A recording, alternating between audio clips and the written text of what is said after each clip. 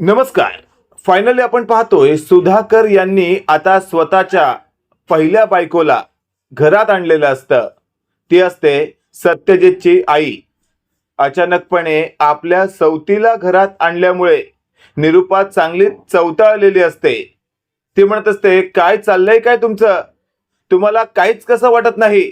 मी या घरात असताना तुम्ही या बाईला घरात आणूच कसं शकता? त्यावर लगेचच आता सुधाकर म्हणत असतात, निरुपा गप्पा बस, खूप झालं तुझं. मी आतापर्यंत तुझ्या बाजूने होतो, पण यापुढे तुझ्या बाजूने नसणार आहे मी, कारण तुझा काळा चेहरा माझ्या समोर उघड झाला आहे. हे वाक्य ऐकल्यावर निरुपा म्हणत असते, काय केलंय मी असं की तुम्ही मला टाकायला निघालात? त्यावर सुधाकर म्हणत असतात, आतापर्यंत तुला कमी का मान दिला मी? सांग मला. तरीही तू माझ्या सत्यजितला मारण्यासाठी तुझ्या बबड्यासकट प्लॅन बनवतेस, हा?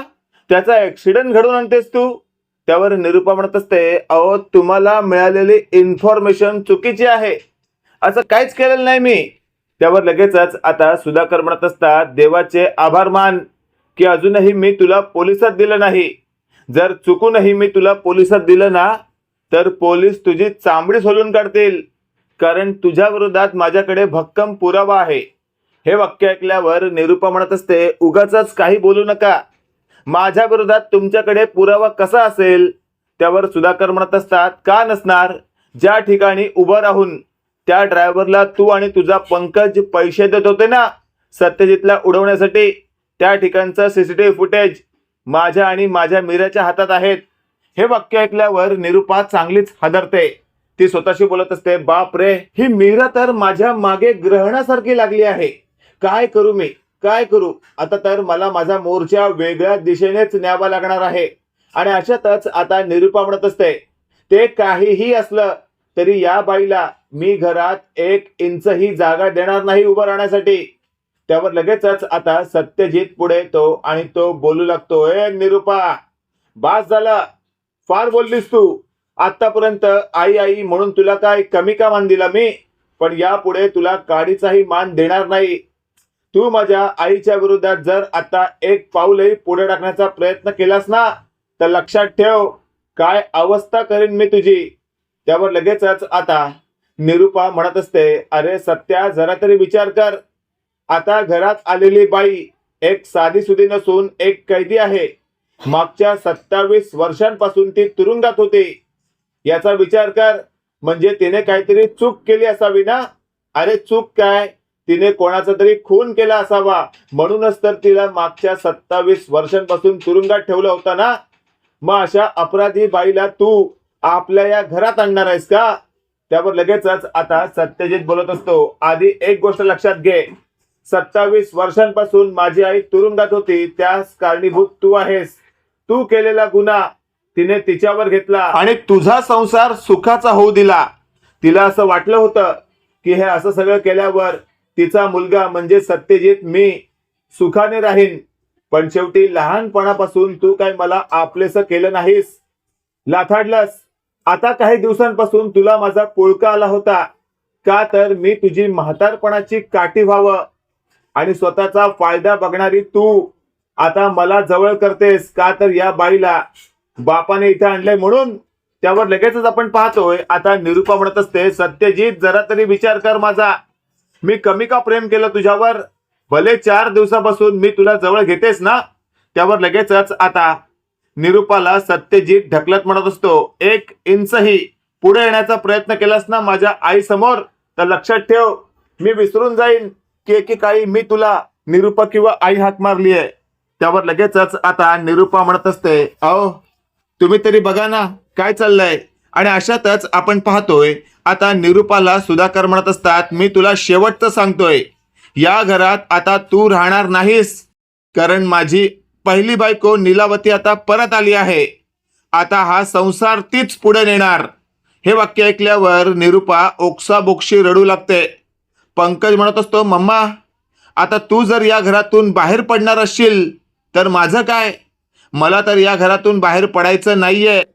त्यावर लगेचच आता निरुपा पंकजच्या साटकन कानाखाली देते आणि म्हणत असते, म्हणजे तू तुझ्या मम्माला एकटं सोडणार आहेस की काय?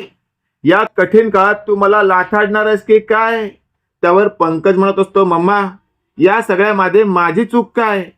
तू जे काही केलंयस ते चुकीचं केलंयस. तू जर आधीपासूनच सगळं काही नीट राहिली असतेस तर आज ही परिस्थिती उद्भवली नसते. त्यावर निरुपा म्हणत असते, अरे वा, म्हणजे आज जेव्हा माझ्यावर वाईट परिस्थिती आली आहे त्यावेळेला तू मला लाथाडतोयस. त्यावर लगेचच आता पंकज म्हणत असतो, मम्मा जे काही आहे ना ते तू स्वतःच्या कर्माने करून घेतलंयस, त्यामुळे यापुढे तू मला अजिबातच कोणत्या साईडने विचारण्याचा प्रयत्न करू नकोस. अशातच आता सत्या म्हणत असतो, बघ निरुपा बघ, काय अवस्था आहे तुझी. एक काळ असा होता याला तू बबड्या बबड्या म्हणून हाक मारायचीस, पण याच बबड्याने आज तुला लाथाडलंय. तुला काडीचीही किंमत दिलेली नाहीये. त्यामुळे तू समजून घे, तुझा पोटचा पोर असलेला तुझा हा बबड्या देखील तुला अजिबातच विचारत नाहीये, तर तुला अक्षरशः लाथाडतोय. हे सगळं ऐकल्यावर आता निरुपा रडू लागते. तिला असं वाटत असतं, आपण रडण्याचं नाटक केलं तर निदान आपल्याला या घरात तरी ठेवून घेतील. आणि अशातच आपण पाहतोय सुधाकर पुढे येतात आणि म्हणत असतात, निरुपा आज तू कितीही नाटकं कर, पण या घरात तुला काडी मात्र ही जागा मिळणार नाही. आणि यापुढे तुला या घरातून बाहेर काढण्यासाठी मी या दारामध्ये उभा असणार आहे. अशातच आपण पाहतोय आता आजी पुढे येते आणि बोलू लागते, सुधा बघ, जो काही निर्णय घेशील तो घे, पण विचारपूर्वक घे. या निर्णयातून कोणालाही कोणत्याही प्रकारचा त्रास झाला नाही पाहिजे. त्यावर लगेचच आता सत्या पुढे येतो आणि म्हणत असतो, आजी कोणालाही कसल्या प्रकारचा त्रास होणार नाही, कारण या बाईने आतापर्यंत आपल्याला ज्या ज्या प्रकारे छळलंय ना ते सगळं पाहता या बाईला आपण अशाच प्रकारची शिक्षा करून देणं खूपच गरजेचं आहे. अशातच आपण पाहतोय निरुपा सत्याला म्हणत असते, सत्या थोडा तरी माझा विचार कर. अरे आई म्हटलेस तू मला. त्यावर सत्या म्हणत असतो, तीच तर खूप मोठी चूक केली. मला असं वाटलं होतं तुला आई अशी हाक मारल्यावर तुला जरा तरी पाजर फुटेल, पण तसं काहीच झालं नाही. तू तुझ्या त्या बबड्या बरोबर मिळून माझा ऍक्सिडेंट घडवून आणतेस. काय म्हणायचं या सगळ्याला? आई आई अशी असते? त्यावर लगेचच आता निरुपा म्हणत असते, यापुढे मी सुधारते प्लीज, पण मला घराच्या बाहेर काढू नकोस. हवं तर या घरातल्या कुठल्याही कोपऱ्यात मला स्थान दे. त्यावर लगेचच आता सुधाकर म्हणत असतात, नाही निरुपा, या घरात तुला आता कुठेही इंचभरही जागा मिळणार नाही, कारण या घरात तू राहिलीस तर मला 100% खात्री आहे या घरात सुख नांदणार नाही, कारण तू या घरामध्ये नक्कीच काही ना काही वाद विवाद निर्माण करणारच. अशातच आपण पाहतोय मागचा पुढचा विचार न करता आता सुधाकर यांनी निरुपाला असं म्हटलेलं असतं, चल तुझी काय घ्यायची ती बॅग घे आणि आत्ताच्या आत्ता इथून चालती हो. त्यावर निरुपा म्हणत असते, नका हो नका असं वागू, कुठे जाऊ मी या वयात. त्यावर लगेचच सुधाकर म्हणत असतात, या वयात तुला नको ते कांड करायला कसं काय सुचतं सांग ना. आणि अशातच आता थेट निरुपाला कळून चुकलेलं असतं, या सगळ्यातून एखाद्या वेळेस आपली सुटका जर कोण करू शकतं तर ती फक्त आणि फक्त मीरा आहे.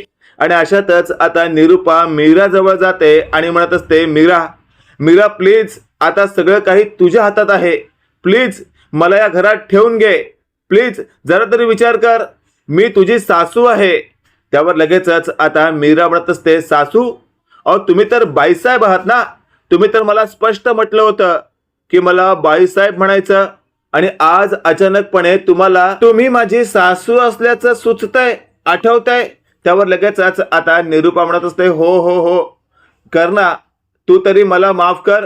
या लोकांनी मला माफ नाहीच करायचं असं ठरवलंय, पण तू निदान जर मला माफ करायचं ठरवलंस ना तर 100% हे सगळे मला या घरात पुन्हा ॲक्सेप्ट करतील. हे सगळं ऐकल्यावर मात्र आता काय बोलावं हेच मीराला सुचत नसतं. त्यावेळेला निरुपा म्हणत असते, हवं तर मीरा मी तुझ्या पाया पडते, पण तू या सगळ्यातून मला वाचव, मला सोडव. त्यावर मागून सत्या पुढे येतो आणि तो निरुपाला धरतो आणि म्हणत असतो, असल्या प्रकारची नाटकं करायची गरज नाहीये. निरुपा मी तुला चांगलंच ओळखून आहे, तू माझ्याबरोबर ज्या प्रकारे वागलीस ना ते मी अजूनही विसरलेलो नाहीये. पण आता माझी आई आल्यावर तुझी जी नाटकं सुरू झाली आहेत ना, ती नाटकं तुझ्या जवळच ठेव आणि चल आत्ताच्या आत्ता या घरातून कमी हो. त्यावर लगेचच आता निरुपा म्हणत असते, अरे सत्य असं काय करतोयस तू, या वयात कुठे जाऊ मी. त्यावर लगेचच आता सुधाकर म्हणत असतात, कुठे जायचंय तिकडे जा, पण हे सगळं करायच्या आधी हा विचार करायचा की आपण चुकतोय, त्यानंतर आपल्याला एखादी शिक्षा होणार असेल तर त्या शिक्षेस आपण पात्र असू, तर आपल्याला राहण्याची सोय नसेल तर आपण शिक्षा होऊ नये म्हणून काय करावं याचा विचार तू केला पाहिजे होतास निरुपा. असं जेव्हा सत्यजितच्या वडिलांनी निरुपाला म्हटलेलं असतं त्यावेळेला निरुपा चांगलीच गोंधळते. ती म्हणत असते, काय बोलताय काय तुम्ही, तुमचं तुम्हाला तरी कळतंय का. त्यावर लगेचच आता सत्या म्हणत असतो, काय बोलतायत ते महत्वाचं नाहीये, त्यांनी जे तुला म्हटलंय ना ते तुला समजणं महत्वाचं आहे. चल आत्ताच्या आत्ता या घरातून कमी हो. पण निरुपा काही करून तिथून जायला तयार नसते. त्यावर लगेचच आता आजी म्हणत असते, हिला तर आता धक्के मारून मीच बाहेर काढते. त्यावर लगेचच आता मागून आलेली मीरा म्हणत असते, आजी थांबा तुम्ही, आईंना धक्के मारून बाहेर काढण्यासाठी आता माझी सासू धक्के मारणार. आणि अशातच नीलावती पुढे आलेली असते. ती म्हणत असते, निरुपा चल या घरातून चालती हो, आता या घरात फक्त माझं राज्य. असं म्हणत नीलावतीने निरुपाला आता घरातून बाहेर लकटलेलं असतं. अशातच आपण पाहतोय मागचा पुढचा विचार न करता सगळंच आपल्या अंगावर शेकत आहे हे जेव्हा निरुपाला कळून चुकतं त्यावेळेला निरुपाने बाजूला असलेला दांडका उचललेला असतो आणि ते आता गोल गोल फिरवू लागते. बाजूला बा सगळ्यांनी, माझ्या जवळ येण्याचा प्रयत्न करू नका, एकदा जर माझं टाळकं सटकलं ना तर मी काय करेन सांगता येत नाही. असं जेव्हा निरुपा बडबडते त्याच वेळेला मीराने आता साडीचा पदर कमरेत खोचलेला असतो आणि थेट तो दांडका धरत निरुपाला गोर गोर गरागरा फिरवलेलं असतं. निरुपा म्हणत असते, ए मीरा काय करतेस तू, सोड सोड लागेल मला. त्यावेळेला मीरा म्हणत असते, हा दांडका तुम्हाला लागेल म्हणून तुम्ही काळजीत आहात, पण याच दांडक्याने सगळ्यांवर हलबल करण्यासाठी आता 2 मिनिटापूर्वी तुम्ही जो काही पराक्रम दाखवला त्यासाठी आम्ही तुमच्या समोर काय हात जोडायचे का. आणि अशातच आपण पाहतोय सत्या म्हणत असतो, निरुपा 27 वर्ष माझ्या आईने तुरुंगात घालवलेल्या प्रत्येक क्षणाचा मला तुझ्याकडनं हिशोब करून घ्यायचा आहे. आतापर्यंत तुझ्यामुळे माझ्या आईला तुरुंगात 27 वर्ष घालवावी लागली. काय यातना सहन केल्या असतील तिने त्या तुरुंगात. प्रत्येक क्षण तू इकडे मजा मारत होतीस, पण माझी आई तिकडे प्रत्येक क्षण अगदी त्रासात घालवत होती. या सगळ्याचा हिशोब झालाच पाहिजे. असं जेव्हा सत्या म्हणत असतो त्यावेळेला निरुपाला कळून चुकतं, बापरे प्रकरण आणखीनच चिघळत चाललंय. प्रकरण चिघळायच्या आधी इथून मी जर गेले तर बरं आहे, नाहीतर हा सत्या माझी चांगलीच उडतापुरी करून टाकेल. आणि अशातच आता निरुपा तिथून कमी होण्याचा विचार करतच असते. त्याच वेळेला मागून आलेल्या रियाने निरुपाला धरलेलं असतं आणि निरुपाला रिया म्हणत असते, काय मॉम कुठे जाताय तुम्ही, सत्या दादा काहीतरी बोलतोय आणि तुम्ही पळताय. त्यावर लगेचच आता निरुपा म्हणत असते, रिया जास्त शहाणपणा करू नको. त्यावर लगेचच आता रिया म्हणत असते, बघितलं सत्या दादा, अजूनही मॉमची मस्ती उतरलेली नाहीये, अजूनही त्याच आशेत त्याच वेगात माझ्याशी बोलतायत. अशातच आपण पाहतोय डोकं फिरलेल्या निरुपाला आता रियाने असं म्हटलेलं असतं, जास्त शहाणपणा करताय मॉम तुम्ही, तुम्हाला आतापर्यंत कमी का दिला मी मान. त्यावर लगेचच आता मागचा पुढचा विचार न करता निरुपाला सरळ रियाने सत्या दादा समोर उभं केलेलं असतं. त्यावेळेला सत्या म्हणत असतो, बोल निरुपा, 27 वर्ष माझे हाल, माझ्या आईचे हाल केलेस तू का, तर स्वतःचा जीव आणि स्वतःचा संसार सुखावा टिकावा म्हणून. त्यासाठी माझ्या आईने जे काही तुझ्यासाठी केलं त्याचा विचार कधीच केला नाहीस तू. अगं स्वतः तू गुन्हा केलास, त्या गुन्ह्याचा आरोप माझ्या आईने स्वतःवर घेतला म्हणून सुखाने जगलीस तू. पण आज त्याच गुन्ह्याच्या आरोपाखाली तुला तुरुंगात जावं लागणार आहे आणि यापुढची जी काही वर्ष तुझी असतील ती तुला तुरुंगात काढावी लागतील. कळतंय ना मी काय म्हणतोय, जन्मठेपेची शिक्षा झाली आहे ना, मग चल चल चल. हे वाक्य ऐकल्यावर निरुपा म्हणत असते, नाही मी नाही येणार. त्यावर लगेचच आपण पाहतोय आता मीरा आणि रियाने निरुपाचा धरलेला असतो हात आणि खेचलेलं असतं फरफटत आणि काढलेलं असतं घराबाहेर. आणि अशातच आता बाहेर उभ्या असलेल्या पोलिसांच्या व्हॅनमध्ये या दोघांनी निरूपाला दाबलेलं असतं, कोंबलेलं असतं.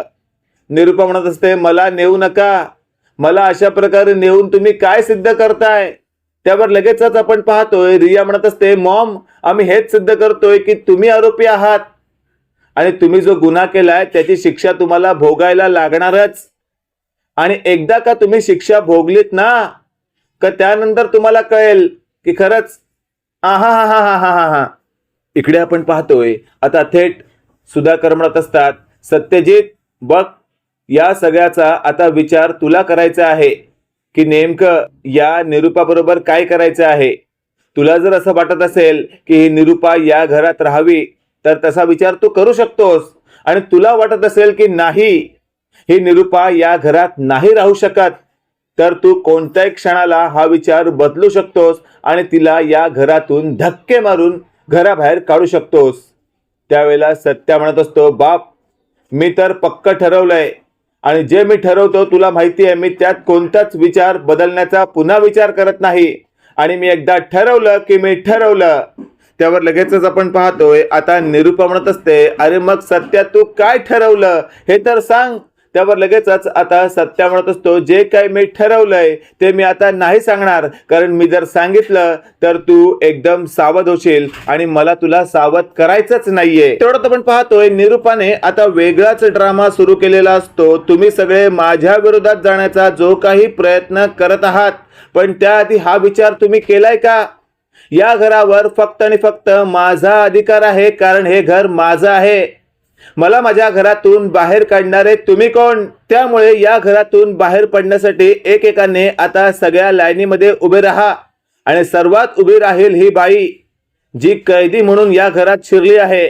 त्यावर लगेचच आपण पाहतोय सुधाकर म्हणत असतात, निरूपा एक गोष्ट लक्षात ठेव, तुझ्या या बबड्याने माझे 35 लाख रुपये लंपास केले. त्याचं काय? त्या 35 लाख रुपयामध्ये मी कुठे ना कुठे साधारण 1 BHK घर तर घेऊच शकलो असतो. हे सगळं ऐकल्यावर मात्र आता निरूपाची चांगलीच फसंगत झालेली असते आणि निरूपाला कळून चुकलेलं असतं की यापुढे मी आता कुठेच राहण्याच्या लायकीचे नाहीये. त्यामुळे यापुढे मला जो काही काही बोलल मी अजिबात ऐकणार नाही. आणि अशातच आता पंकज म्हणत असतो, मम्मा जरा गप्प बस, मला कळून चुकलंय की आपण कुठे चुकलोय, कुठे काय केलं पाहिजे ते. मित्रांनो यापुढे तर आपल्याला एक गोष्ट कळून चुकली आहे की माणसाने आपल्या आयुष्यामध्ये स्वतःचं हक्काचं एक तरी घर घ्यावं, म्हणजे आपल्याला पुढे जाऊन कोण घरातून बाहेर काढण्याची धमकी तरी देणार नाही. बाकी तुम्हाला आजचा भाग कसा वाटला कमेंटमध्ये नक्की कळवा आणि असेच नवनवीन अपडेट पाहण्यासाठी व्हिडिओला लाईक आणि चॅनलला नक्की सबस्क्राईब करा. धन्यवाद. अरे येडे